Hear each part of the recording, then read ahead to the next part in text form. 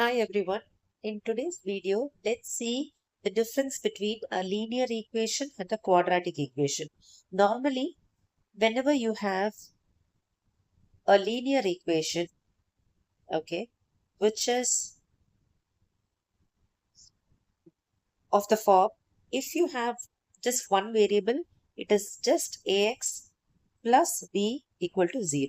This is the standard form of a linear equation in one variable. If you see, the variable here is x and the highest power is 1. Okay, suppose you would like to write a linear equation in two variables, then it would be ax plus by equal to c.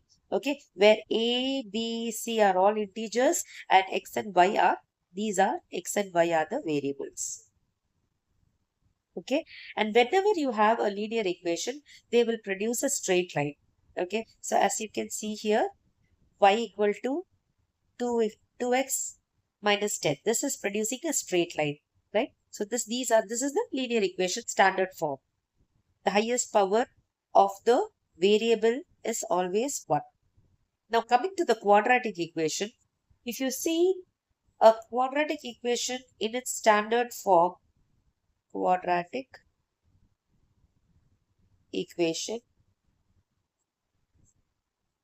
the standard form is nothing but ax square plus bx plus c is equal to 0, where all of them, yeah, a, b and c are all real numbers or constants, and x is the variable, and the highest power of x is 2. So if you see here, the highest power of x is 2. Here, the highest power in linear equation, the degree, that is, the highest power of x is always 1. In quadratic, the degree is 2.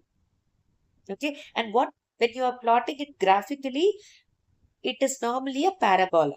Okay, a parabolic shape that you get. That's the difference between the linear and the quadratic equation. Okay, so the one which is quadratic here is say x square. The degree is 2, so it's a quadratic equation minus 6x plus 3. Okay, hope you understood. Do like, share, subscribe. Thank you.